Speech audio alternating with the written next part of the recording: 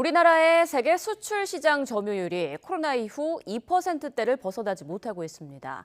지난해에는 2008년 글로벌 금융위기 이후 14년 만에 역대 최저치를 기록했습니다. 윤혜리 기자입니다. 우리나라의 세계 수출 시장 점유율이 코로나 이후 고전을 면치 못하고 있습니다. 지난 2019년 2%대에 접어든 후 감소세가 이어져 지난해에는 2.74%까지 하락했습니다.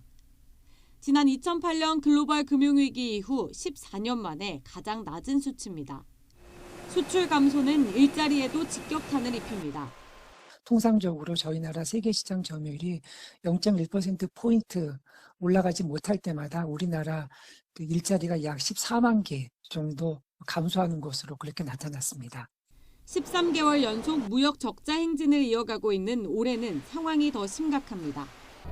지난달까지 누적 무역 적자는 224억 달러로 불과 석 달치 적자가 지난해 전체 규모의 47%에 이르렀습니다. 올해 수출이 이렇게 부진한 건 세계적인 경기 침체 분위기에 최대 교역국이었던 대중 수출이 줄어들고 에너지 수입 가격이 급등했기 때문입니다. 특히 중국의 반도체 수요가 줄고 중간재의 수출 자립도가 늘면서 최대 적자국으로 돌아선 영향이 큽니다. 한국무역협회는 지금과 같은 수출 부진이 연말까지 이어질 경우 수출액이 8에서 9% 감소할 것으로 분석했습니다. 이 경우 적자폭은 410억 달러까지 늘어날 가능성이 큽니다.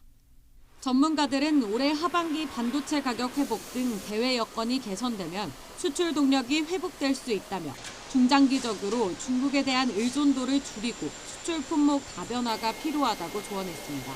YTN 윤혜리입니다.